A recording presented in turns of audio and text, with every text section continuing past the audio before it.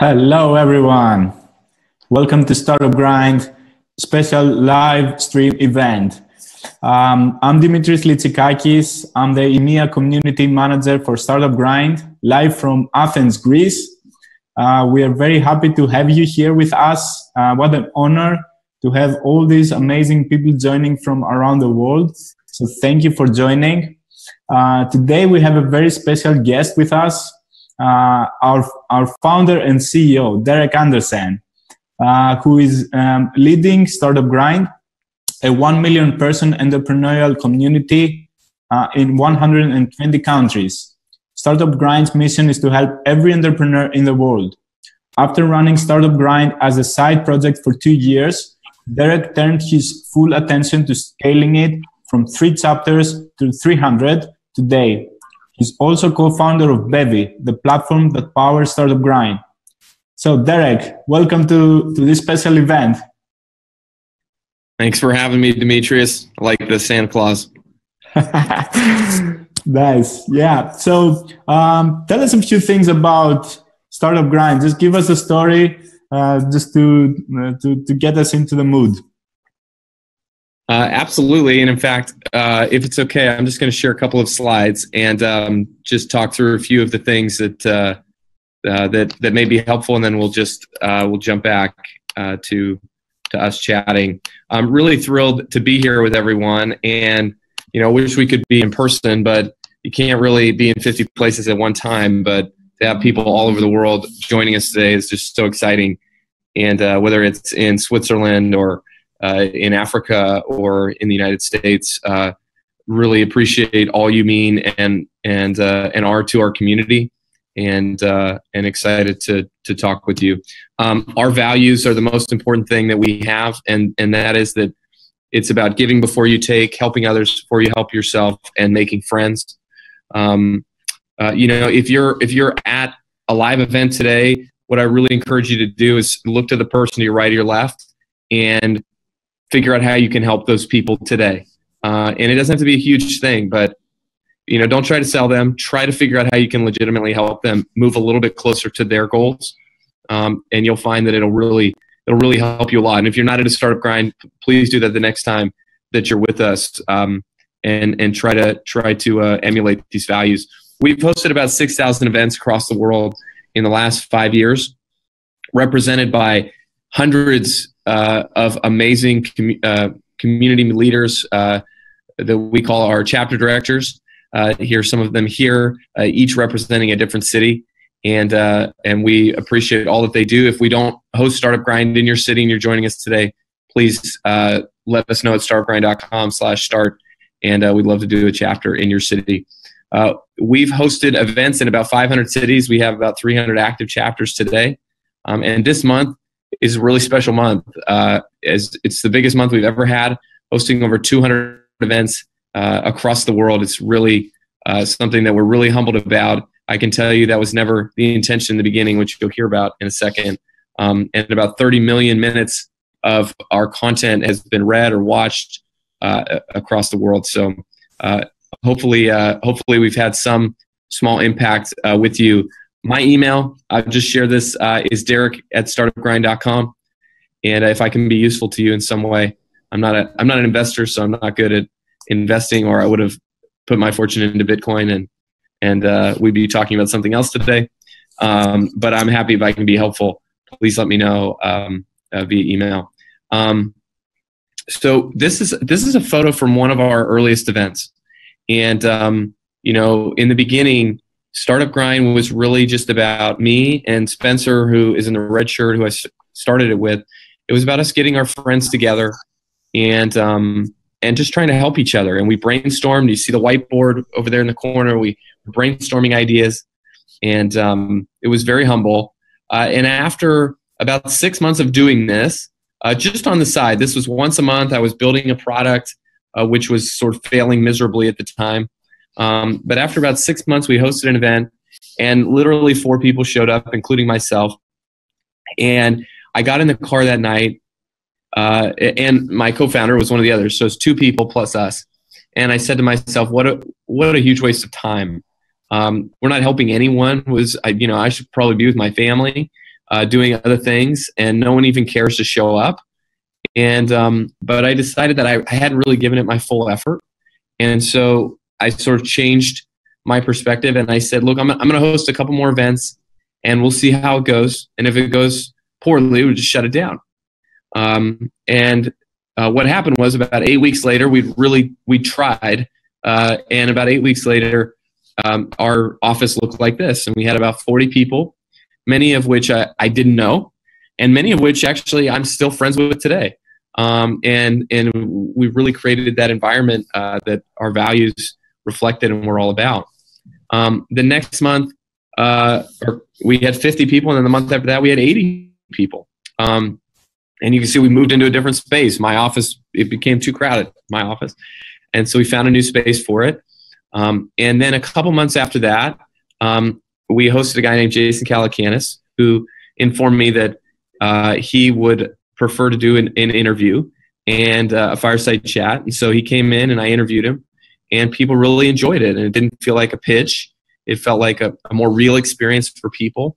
And so we decided, why don't we just keep doing that? And so by the fall of 2011, we're getting hundreds and hundreds of people coming to the events. And at this point, I had an entrepreneur who was in the audience who came up after and he said, I love the program. I love the values. I love what the community stands for. We really need this in Los Angeles.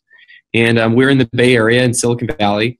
And I said, you couldn't possibly need this in Los Angeles. It's a horrible idea. And but he convinced us that we should try it. And so a couple months later, we hosted an event with the founders of a startup called Movie Clips, who were friends of mine, and who've now started a company called Zephyr. That company is worth about $500 million now. They were still small when they did their interview at Startup Grind, but we got all the learnings and all these things that these guys had to share, and it was a really positive experience. And so a few months after that, I was meeting with a mentor of mine, and he said, hey, your product's really not going so good, but this Startup Grind thing that you're doing one day a month, people really seem to like it. And so you should really consider spending more time on it. And that was really, really good advice. And so we took the product we were working on, we sold it, and then we started working 100% of our time on Startup Grind. And we moved into the Startup Grind garage, my literal garage. It looked very clean in this picture. It looks like maybe it's photoshopped or somebody has doctored it a little bit. But over the last 5 years, we have grown from hosting a couple of events to having chapters in more than 300 cities. And this year we'll we host about 5 events a day. Which is pretty remarkable. And I always say no one's more surprised by the success of Startup Grind than I am, because it just never thought that was the thing that people were going to like, but it is the thing people like. And I've been able to make more friends with Startup Grind than the rest of my life combined. And it's been a really rewarding experience to be part of that. I'm going to share 2 things and then I'll shut up. Give it back to Dimitris, who's in charge. We do lots of things throughout the year to try to make the world a better place. And there's 2 that I'm really proud of. I'm really proud of lots of them, but there's 2 that I'll mention, I should say. The first is that in May every year, we host all female speakers across all of our cities around the world. And so for the last couple of years, we have hosted 100 women speaking and telling their stories at 100 events in 100 cities in just 30 days. And I'm not aware of anywhere else in the world that could even pull something like this off if they wanted to. But it's something we are so proud of, having done this program for now 4 years, to be able to support and give voice to amazing women around the world. Of course, every month should be Female Entrepreneurship Month, but this is a good way for us to sort of bring it all together, and very proud of and just learn so much from these women who've spoken on our stages. The second thing is, this picture was taken a few years ago, but we have the directors from chapters in Palestine and Iran and the United States and Israel. And, when the United Nations or any other organization in the world, when someone from one of these countries stands up and speaks, everybody else walks out. And the reality is that with Startup Grind, when someone from another country has a different perspective or a new perspective, we listen and we try to understand and we try to find common ground. And so just very proud of the people that are involved in Startup Grind and the bridges we've been able to build, and grateful to be with you here today. That's all I got. Dimitris, back to you. Great. Well, thank you so much, Derek. It was a great introduction to this live stream. May I just remind everybody that they can all post their questions on Slido. It's slide.do, and then you can just join our live event, #StartupGrind, and you can just post your questions. So I just wanted to ask you, Derek, you mentioned the values, and I know that there are a lot of people who are very keen to know more about this. And my question is, what's the importance of leading a value-driven company? Well, you sleep better at night. There's so many advantages to it that the question that most people should ask is, how can I afford not to build a values-driven company? And that's everything from attracting people that reflect those values. So if you look at some of the things happening in some other tech companies across the Bay Area and around the world, you sometimes see very negative things, and a lot of that is reflection of the people that they attracted and the values that those people have. So if you have positive values that attract really, really great people, then that will create much better outcomes for you. Your customers will be more excited about what you're doing, because it's not just that you're, selling them a bagel and they're feeling full. It's that, they know that there is good around what you're doing in the association of what you have. Think of the brands and the companies that you like to buy, whether it's an iPhone, or whether it's an Apple, or whether it's, Google, or whether it's Nike, or whether it's Adidas, or, we have this affinity to these companies and these brands for whatever reason that we like them. But when a company is doing good in the world and is making that an explicit part of them doing business, in the future, I think it's not going to be like this nice talking point. It's going to be, if you don't do it, you just won't exist and you won't thrive, because this is the way the future of business is going to operate. And so some of these companies are in the forefront in the beginning of doing these things, but in the future, everyone will do this. And so it's better for you now to figure it out, get an advantage over the people that still haven't woken up to it. But this is the way the world is moving, and it's get on board. It will only help you. Great. So let's move on to some questions from our community. Daniel from Startup Grind Glasgow, he's our director there. So greetings to Glasgow and Scotland. Dimitris, do we have like a hashtag for this at all? Just sorry to interrupt you, but do we have a hashtag, or should we make one up? #StartupGrind. Oh, okay. I'm tweeting it right now. So thank you. Perfect. So Daniel is asking, what is the biggest lesson you have learned from building the global Startup Grind community?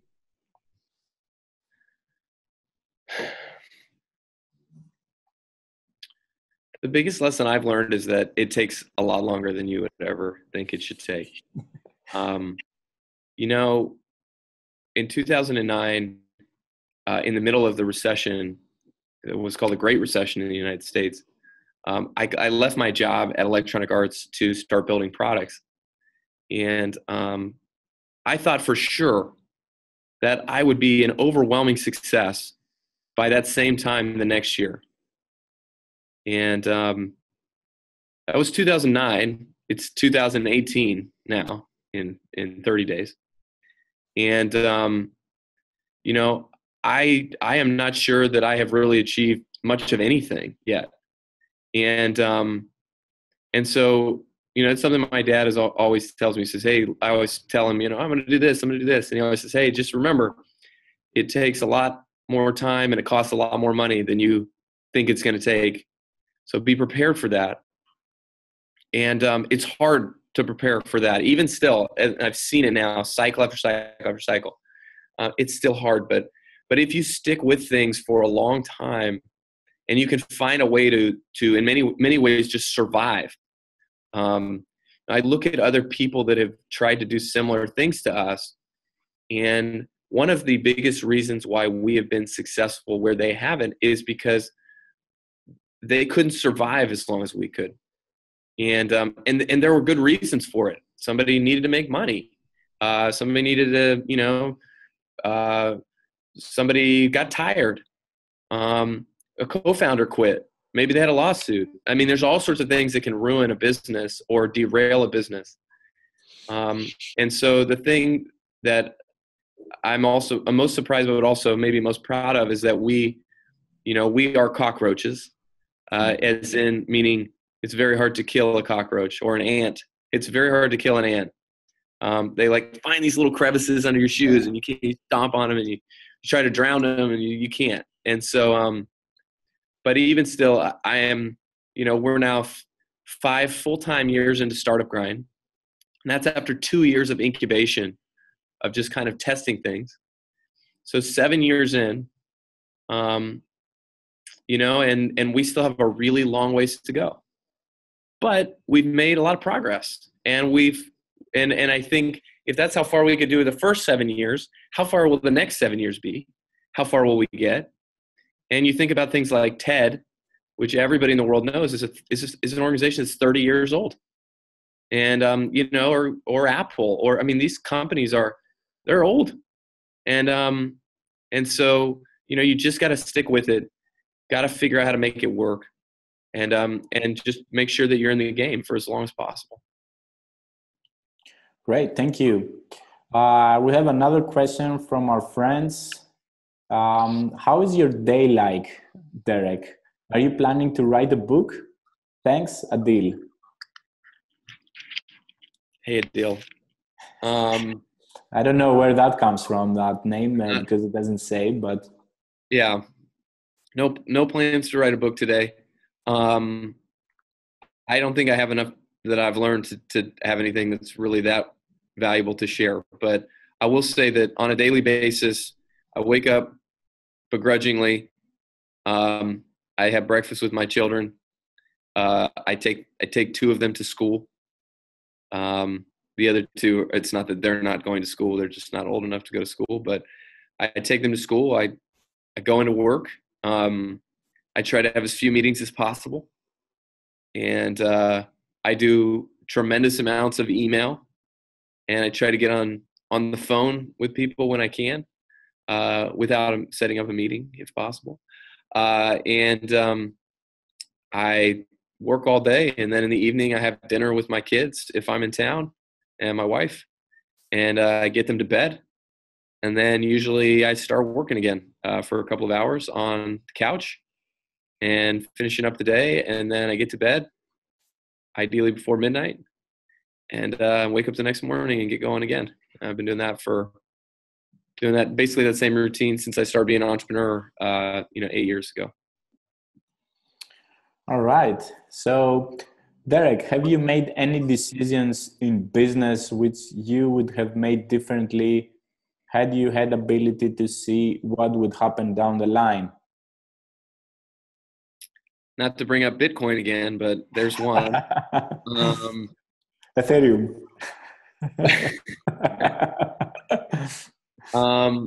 Almost every decision I've made, I would have done differently if I had more data, better, if I had known the end from the beginning. But look, I have failed on so many projects. I'm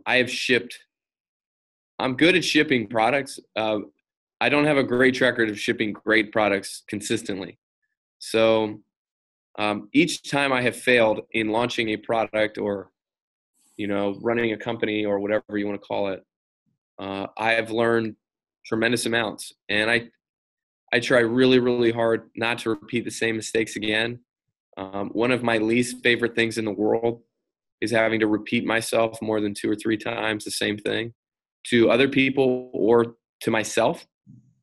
One of those things I'll just share that is an example of this is that I have spent so much of my own money on my own ideas that I thought were cool or clever or innovative that I just don't do it anymore. I do not spend money building things that my customers do not ask me to build. And maybe that means I'll never build a tunnel underneath of a major city because nobody's ever asked for that, although it's a really clever idea. I don't have those kinds of ideas. The only ideas that I'm good at finding are when I keep hearing again and again, hey, I want this, I want this, I want this. I'm good at putting those pieces together, and then I'm good at working with an engineering team to deliver a solution based on the problems that I understand them to be. But in the past, I've spent tons of my own money. I've spent other people's money, and I have spent hundreds, thousands of hours building things that I thought would be cool and could not have been more wrong when they actually launched. And so, but I tried every single day. I try to get a little bit better. Every deal I do, win or don't win, I try to get a little bit better.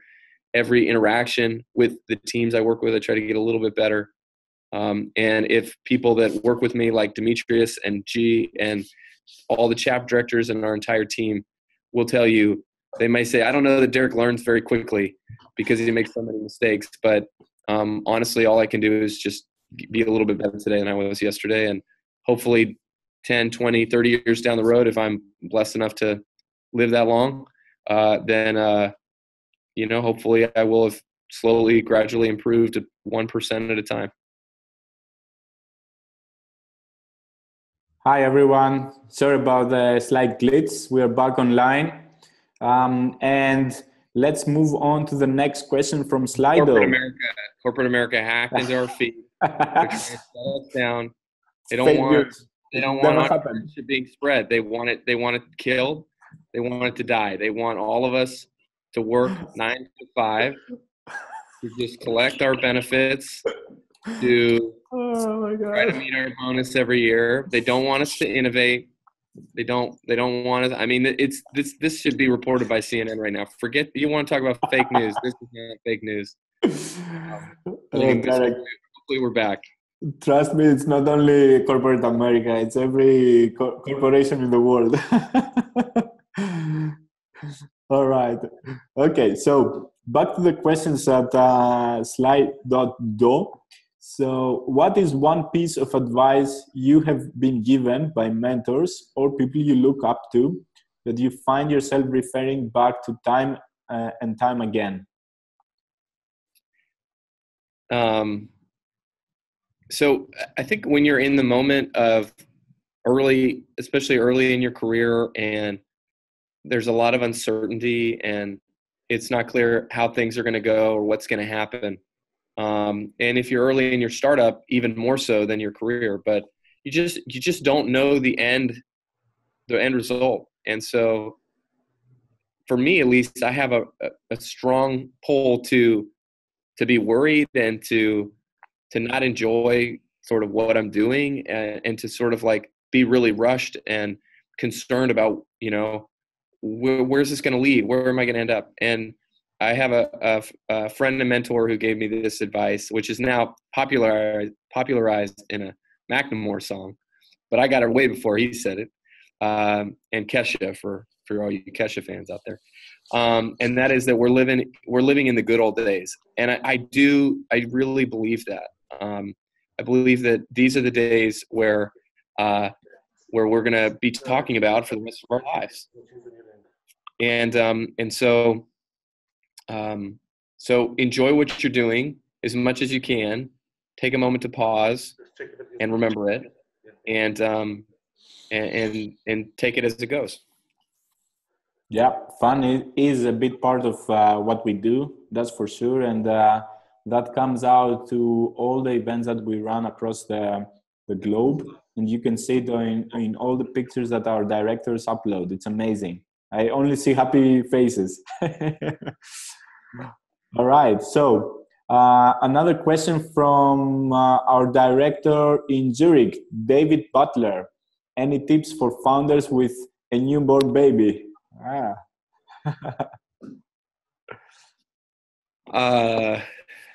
Get your wife a really nice gift. I should take that advice for myself. Pray for a good baby, first of all, because I have had both the good and the not quite as good. It's, life's hard in some ways. And again, like count the blessings that you have. Be thankful that you guys had a child. It's a blessing, and it means you're probably going to sleep less, and it means you're going to have to juggle more balls. But you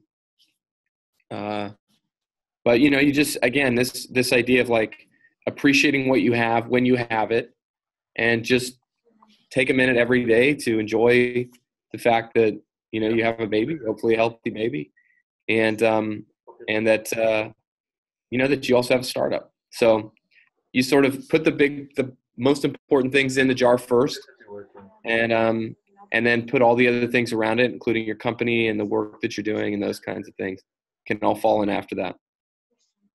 Okay. So Fernando is next. He's asking, when was the point when you... I'm sorry? I was just saying, Fernando. When was the point when you made the transition from working for someone to your own company full time? Yeah, it was in 2009. I was working for a big company, biggest video game company in the world. And I had tried for 2 years to convince my wife that it was a good idea for me to quit.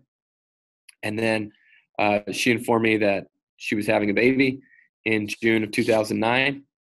And that seemed like the perfect time to leave. I don't know why, but I said, that's great. That gives us a deadline.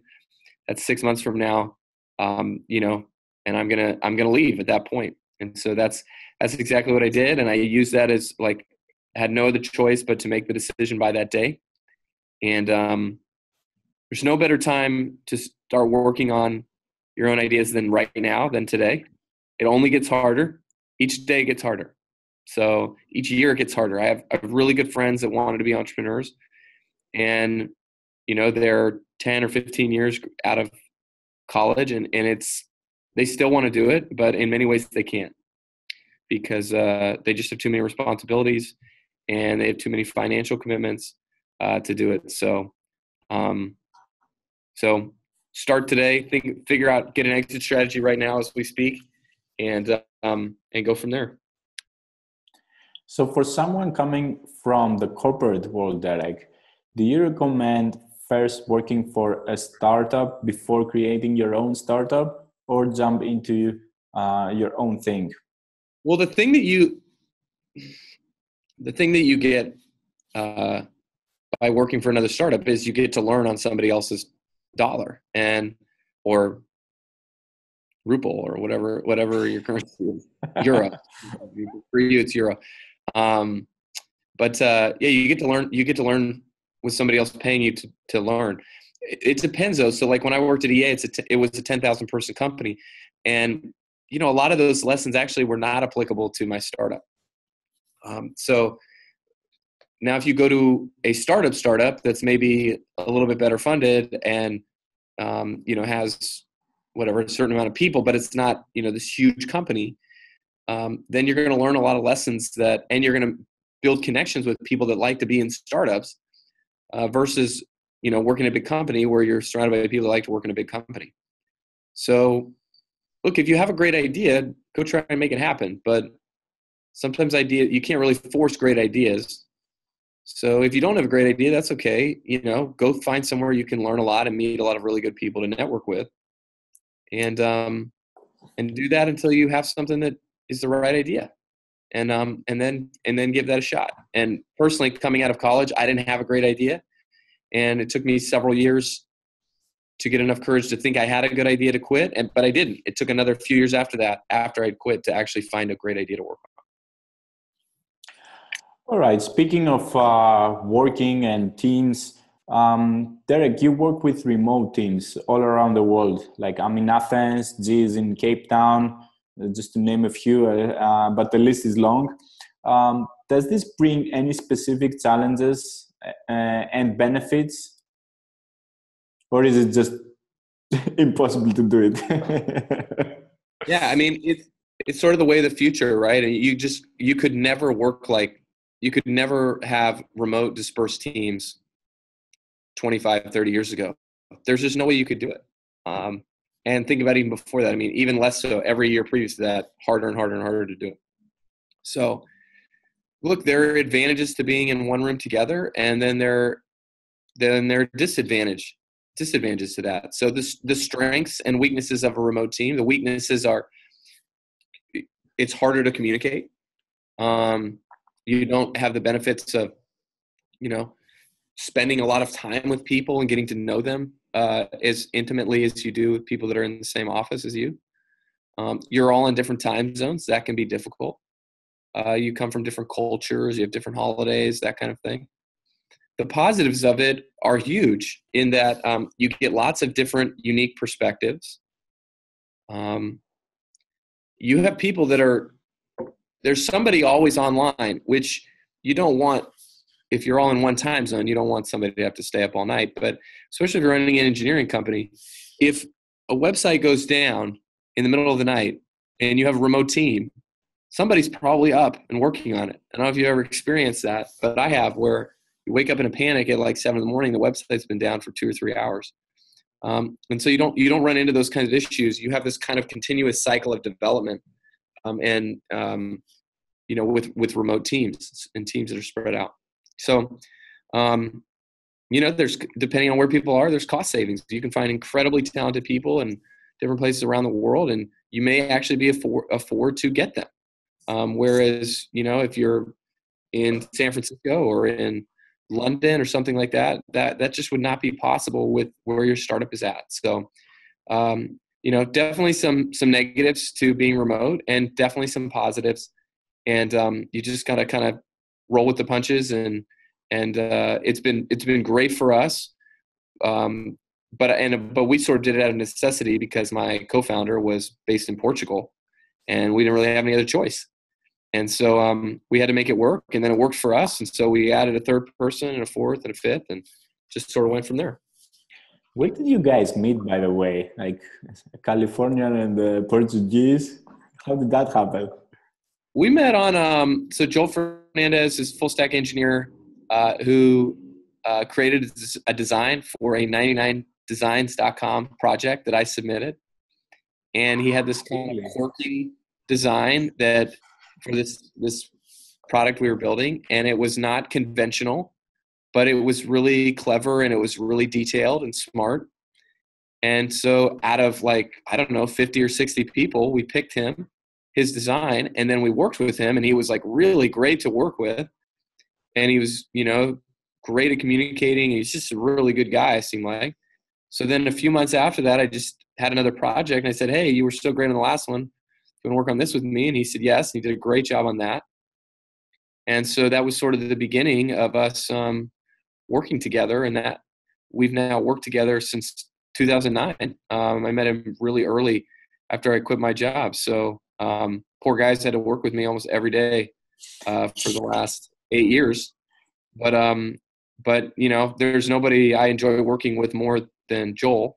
And most people that meet him will tell you he's the most easy person they've ever worked with. That's probably the only reason I'm able to work with him, because he's so accommodating and I'm so difficult. But he's, huge part of everything that I've done that's been successful over the last 8 years. He's a small part of the unsuccessful stuff, but he's a big part of the successful stuff that I've been a part of. Great. So Rob is asking, what would you recommend to do in the early stages of seeking investment? Who to target, how to reach them? Ooh, investors. Come to Startup Grind program. Honestly, if an investor's speaking at Startup Grind, it's a great place to meet an investor. Go up and talk to them before they speak, not after you've already lost. But if you get there early, and maybe you can get them to come 10 minutes early and meet with you. But it's a great place to meet an investor if they're going to be there. The best way to engage with investors is to create demand and scarcity for your product. And the best way to create demand and scarcity for what you're doing is to get validation by people and things that they trust.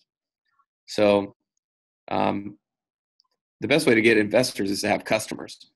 And I say, well, I can't get customers unless I build a product. I can't build a product without money. Well, that an investor is going to say you don't have it figured out. And so unless you're like in technology, unless you're like a Stanford CS, unicorn person, and your co-founder is, some other computer science genius, you're not going to be able to raise money for significant amounts of money anyways, for a product that's not built, because investors want to know, how can I get my return on this if things go terribly wrong? And the way that they're going to do that, if you're a super genius from Stanford, is they're going to help you get sold to Google to get their money back. So if you're not like that, which is me, and maybe some of you, you've got to build traction and validation, show that you can do it without all sorts of help from other people. And that's the best way. You create scarcity. I don't need your money. Maybe it's true. Maybe it's not true. Or it's some version of the truth. It should be true. You shouldn't lie. But maybe it's like a little bit of truth, and you're not really looking at the other risks and things associated with it. But you've got to create demand, sort of like the time-old analogy of dating. If you're a sketchy dude like me and you want a beautiful woman to spend her life with you, you got to make yourself seem like a good catch. So you got to shower once in a while, and you should shave your head. And Dimitris, and and maybe, just maybe, anyways, you get the point. But you've got to create urgency. Hey, this is happening. This is hot. This is exciting. I got all this activity. Maybe if you're lucky, we'll let you in. You got to find ways to make that believable. You can't just say that. But if you have tons of customers, I think we're just going to let our customers fund us. We don't need money.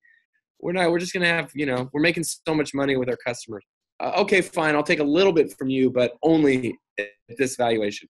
So you've got to create those kinds of things, or you're just begging for money, and you just won't seem cool or hot or exciting or the next new thing, because those people don't have to beg. All right.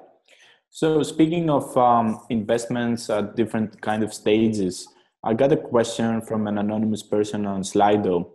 Is early stage or scale up, like in a growth phase, harder? Which one? Oh, I think the earliest stage is by far the hardest. It's not. I don't think it's even close.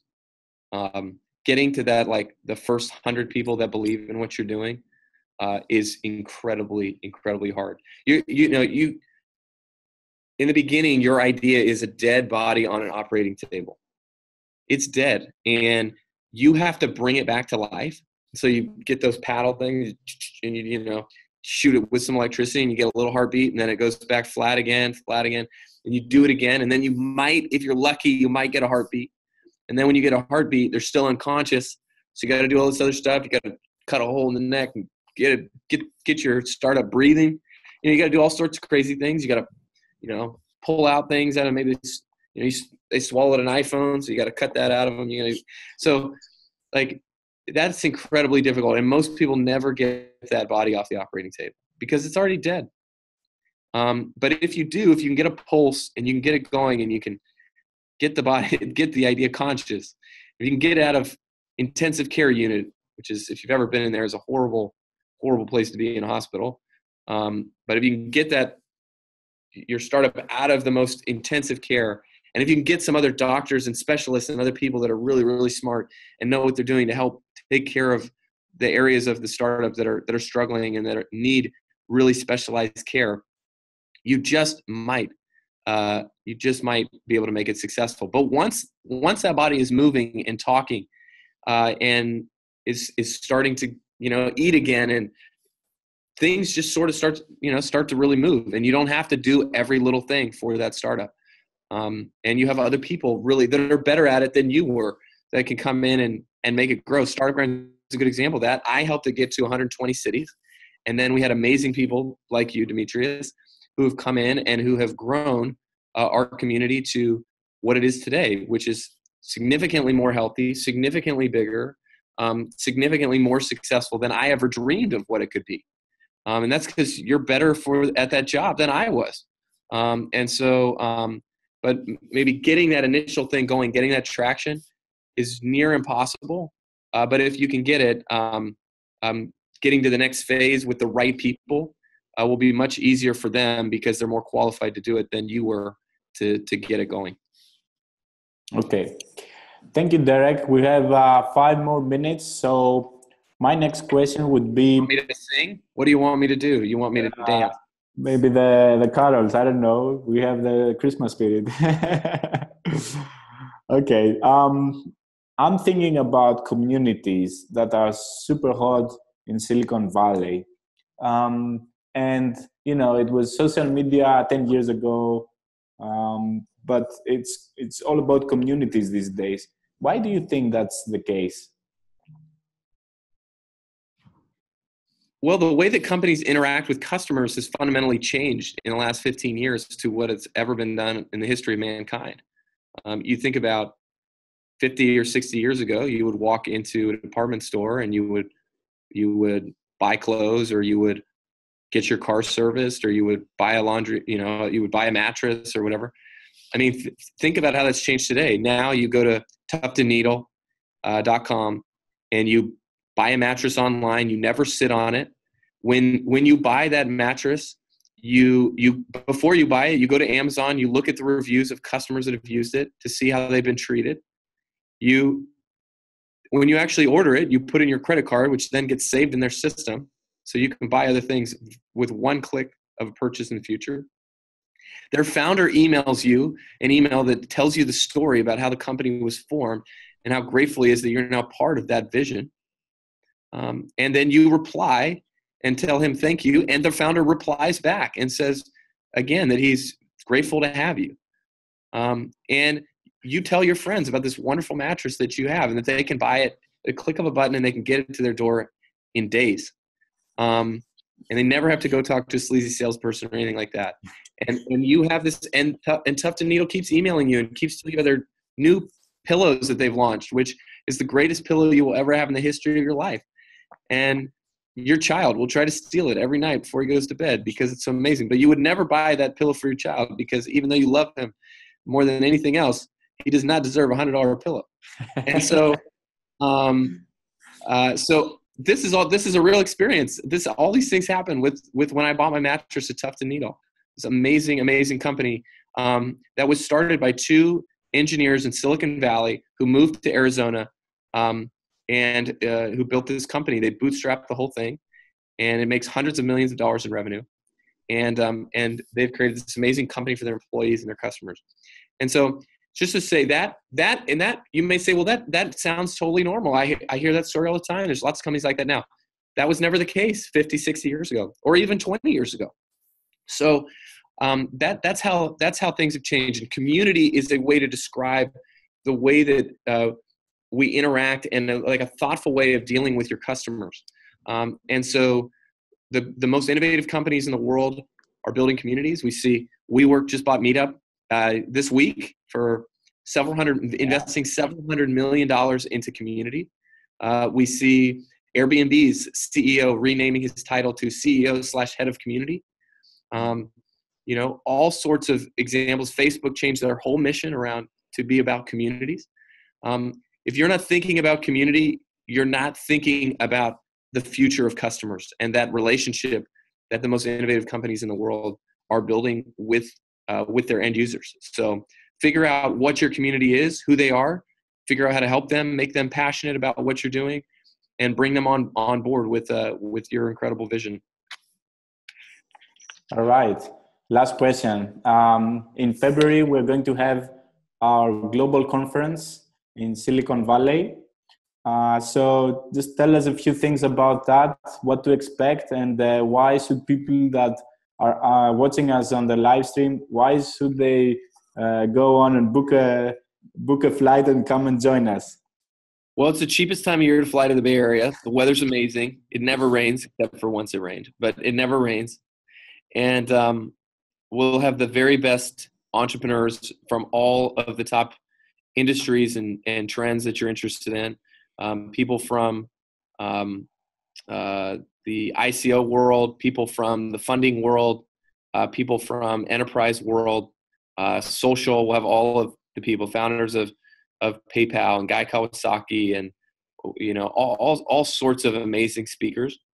And then we'll have 7,000 people who are doing exactly what you're doing, including hundreds of startups that get approved. We vet all of them and make sure that they're in a place where we can be useful to them, and that they're ready to show their product. But we'd love to meet you all there. If you do come, please come up to me and find me and say hi and say, hey, I was part of the live stream, and I decided to come. If you go to startupgrind.com/conference, you can see sort of the more details about the event.